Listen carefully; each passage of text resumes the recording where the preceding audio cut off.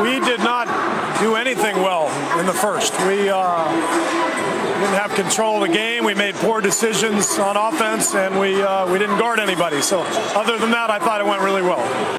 Welcome to the Dickerods, where all we do is make poor decisions. Yay. This is Drew and your boy Glenn. Hi. Let us start our show for you. All right, so to start off the show, we're going to talk about the NBA, but for the first time ever, we're not going to talk about the Cavs first. We're going to talk about the very much struggling Warriors. It makes me very happy to see them struggling. So the Warriors have gone 4-4 in their last 8 games, which is pretty bad for their standards. They look like a team right now that can actually be beat.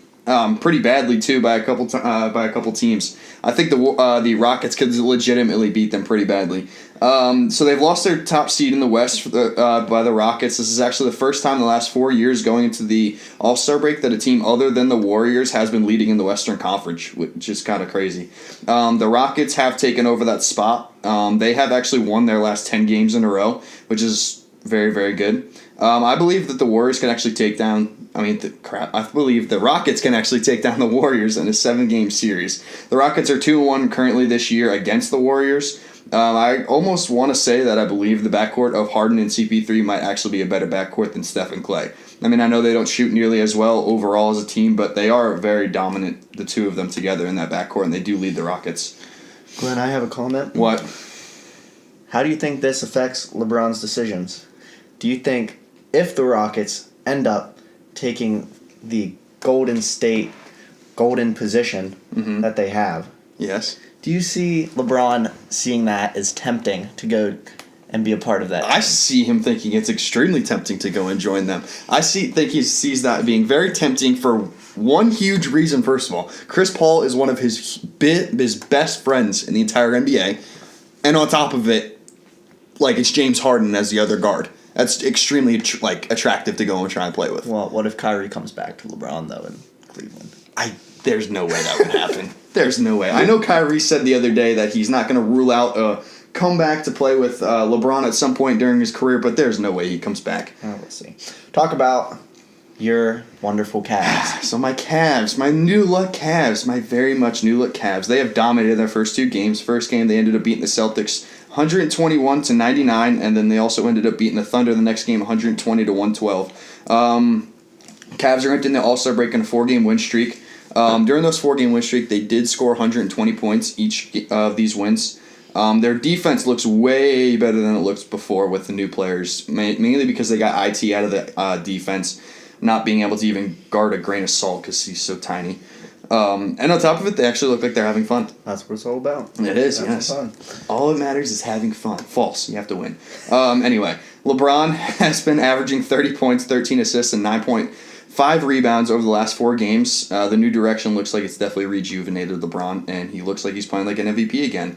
Last month, he was pretty piss poor. He was averaging 23.5, 7.4 assists, and 7.3 rebounds, which in comparison to his normal numbers aren't too terribly great. Mainly because he was shooting only 50% from the field and 22% from the three-point line, which is pretty bad. Since then, he shot 54.6% from the field and 46.4% from the three-point line, which is it's about crazy. Time he gets his crap together. Exactly. It's crazy. In other news, which is kind of shocking, Chris Bosh the other day stated on TV that he is not done playing basketball yet. He actually still thinks he can play and has been working out, hoping to get picked up by a team before the end of the deadline for free agents to get signed before the end of the season. Well, good for him. Yeah. Now let's talk about hockey a little bit. Due to viewer recommendations, we are putting a bigger emphasis on our hockey lineup in the Dickerods. And we can't talk about hockey without talking about the Olympics. Woohoo. USA is 0-2 in group play. So, as always, sounding like you, Glenn. Nice. Was there a good reason for not allowing NHL players to play on the Olympic team? So, here are some of the reasons that they gave. And they suggest that shutting down the league causes issues for the business of the NHL. Makes sense. Kind of makes sense. Fear of injury for the players. Also makes sense. They're going to play in the NHL and have the same chance of getting hurt. They're saying that they have no marketing opportunities because the Olympics does not allow them to put any clips from the games onto the NHL website. And an issue with that is also the time zone they can't show any clips from the game, and the games are going on TV at 7 a.m. and at 10 p.m. So, I mean, I guess they have some good reasons. They have good reasons behind it, but I also think that, I mean, it takes away a lot of the draw from actually watching the hockey portion of the Olympics. I mean, they're trying to argue that there's no gain for the NHL. But the Olympics is a chance for you to go out and represent your country. It's not about the money. It's not about who's playing there. Mm-hmm. It's the fact that these NHL players want the chance to represent their country. Yeah. It's absolutely stupid. It is. But, oh well. Now, Nikita Soshnikov of the Maple Leafs was traded to the St. Louis Blues for a 4th-round pick. Soshnikov. So the Maple Leafs have been at their 50 contract limit for a while. So this will open up a spot for them to get a contract. And also, Soshnikov had been on the IR, still is on the IR, for some time. So not only does this get an injured player off, it gives them room to make moves. Although, there is some upside to it for the St. Louis Blues. Not really much. So, whatever's good for them. And the New York Islanders, they're in a playoff spot. Glenn's hometown team. Love that. They've had back-to-back shutouts. However, they are only in the playoff spot by 1 point. Yeah. Can they hold on to it until the end of the season? I really hope so. I doubt it. There's about a month and a half left. Now, we have the Chicago Blackhawks. They're not looking good at all. They do not have enough goals, not have enough defense, and they're not getting picked up by Crawford in the net. They have lost 13 of the last 15 games, giving up 53 goals over that span and only scoring 29. That's a lot of goals to give up in, 15 games you said? Yeah. That's a lot of goals to give up. That's not very good. Games. That's bad. So they're out of playoff contention, but they are kind of in a rebuilding phase. They're trying to get younger and faster players. So we'll see how that pays off for them. They haven't quite given up yet, but I doubt it'll be long. So lastly, the Senators made a trade for Nate Thompson and defenseman Diane Phaneuf to the Kings for the winger Marian Gaborik and center Nick Shore. And we're going to pass on the rest of that and go to the NFL. Drew Brees. He's a free agent, folks. He's 39 years young.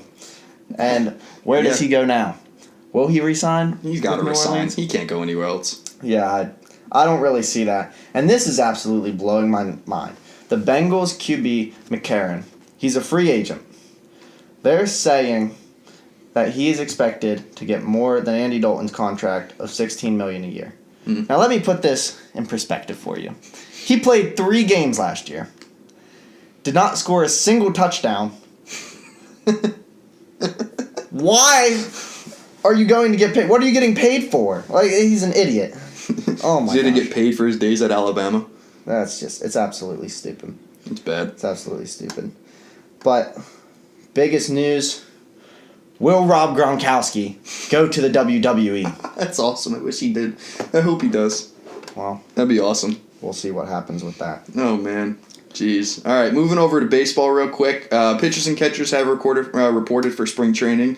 Yu Darvish has finally been able to sign with the Cubs for 6 years, $126 million. Shohei Ohtani has reported for Angels camp, both as a pitcher and a hitter. I think it'd be pretty sweet if he can become a starting pitcher as well as crack the lineup as a hitter. According to Mike Scioscia, Ohtani will primarily pitch, and he will not be in the lineup the day before or after he pitches. I mean, I think it'd be cool if he ends up doing both and doing both well, but we'll see what happens. Giancarlo Stanton shows up early to Yankees camp, happy to be part of the Yankees and wearing the pinstripes. And Manny Machado, lastly, currently an Oriole who can't wait to get the fuck out and a future Yankee, will be playing shortstop during spring training. He says his heart has always been at shortstop and he never really wanted to change the third. Well, he's probably not going to the Yankees, but good luck. Probably will be. Well, we will see you all. Tune in next week for our Olympic special. Thanks for watching. Goodbye.